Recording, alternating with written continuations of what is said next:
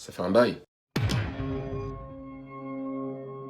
Hey la ma team, c'est Majo et oui, je sais que ça fait un bail que j'ai pas posté et que ouais, j'ai tellement pas posté que mes cheveux ont poussé comme ça. Je sais aussi que la lumière n'est pas bonne parce que j'ai pété l'autre lampe, donc voilà. J'ai que ça, j'espère que vous appréciez le côté un peu mystérieux que j'ai essayé de mettre en place.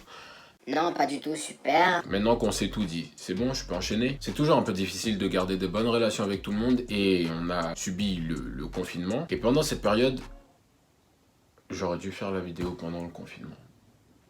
J'aurais dû faire la vidéo pendant le confinement. Pendant cette période, on est tous les uns sur les autres. Vous êtes sûrement avec votre famille, ou peut-être avec les colocs, ou peut-être avec votre copine ou votre copain, ou vous êtes en train de faire des nouvelles relations parce que vous êtes tout le temps sur votre phone, peu importe. Et donc c'est assez difficile de gérer la personnalité des uns et l'ego des autres. Mais je suis là pour vous aider. Le premier conseil que je peux te donner, c'est savoir quand t'arrêter. Que tu connaisses ou que tu connaisses pas la personne, il y a toujours une limite à respecter. Et je sais que lorsque tu as l'ascendant sur quelqu'un, lorsque tu es super chaud, tu sais que tu lâches les meilleures blagues, ben t'as pas forcément envie de t'arrêter. Moi le premier. Tu vois, je suis grave taquin. Mais il y a un moment où il faudrait quand même la fermer. Moi, le conseil que je peux vous donner pour remarquer que vous êtes en train d'abuser, que vous créez de plus en plus le malaise, c'est lorsque la personne reste silencieuse pendant un petit moment. Il y a un type de silence. Il y a le silence je t'écoute, il y a le silence je m'en fous, et il y a le silence genre...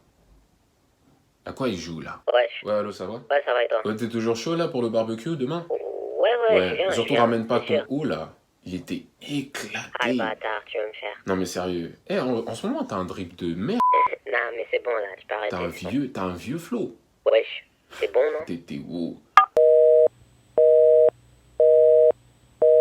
Allô? Vous voyez ce silence-là? Exactement. C'est ça qu'il faut absolument pas créer. Le deuxième conseil pour éviter les disputes, c'est de parler du problème lorsque tout va bien. Pas d'un ton méprisant, pas pour créer le conflit, mais vraiment pour discuter. Par exemple, si t'as pas apprécié ce que la personne t'a dit il y a une semaine et ça n'arrête pas de te trotter dans la tête, bah, tu peux lui dire à ce moment-là, tu vois, vous êtes vraiment dans une bonne entente, etc. Il y a une bonne ambiance. Pas quand il y a du monde. Vraiment quand vous êtes vous deux, tu lui dis, écoute, la dernière fois, j'ai pas apprécié, etc.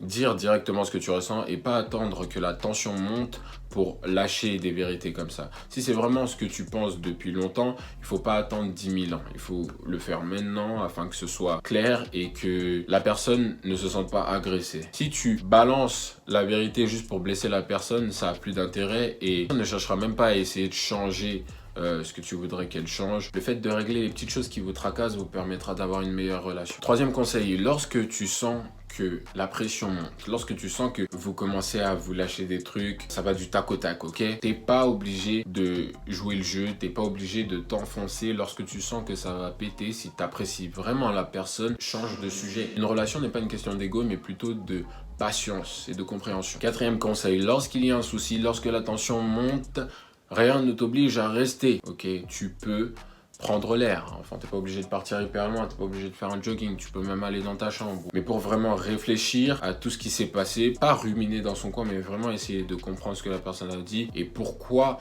vous en êtes arrivé là. Des fois, c'est mieux de prendre l'air. Moi, là, personnellement, je sais que des fois, je peux pas supporter lorsque la personne est là parce que sa tête m'énerve et à chaque fois que je la vois, j'ai envie de la gifler. Donc, je sors.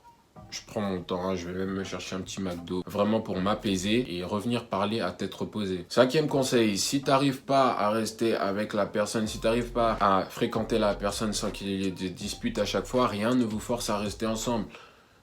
Vous n'êtes pas fait pour traîner ensemble, tant pis, voilà, c'est tout. Traînez pas ensemble. Franchement, ça fait déjà 1 an que j'essaie d'appliquer ces méthodes. La plupart du temps, ça marche. Et il y a des moments où ça foire encore, mais je suis pas parfait. En vrai, là, tout ce que je voulais, c'était balancer une petite vidéo pour qu'il y ait plus d'ondes positives chez vous et que les ondes positives viennent de vous. Et c'est ça qui vous permettra d'apprécier la vie un peu plus. Parce que vous le vouliez ou non, les personnes que vous appréciez influencent votre vie. Ils ont un impact. Et ce serait dommage qu'ils soient négatifs. Bref, c'est tout pour moi. Si t'as aimé la vidéo, like. Si t'as pas aimé la vidéo, like, n'hésite pas à commenter, partager, t'abonner. Si t'es déjà abonné, n'oublie pas d'appuyer sur la petite cloche pour recevoir des notifs dès que je sors une nouvelle vidéo. N'oublie pas de me follow sur Instagram, Twitter, Snapchat. Et ouais, je crois que c'est tout pour moi. Peace.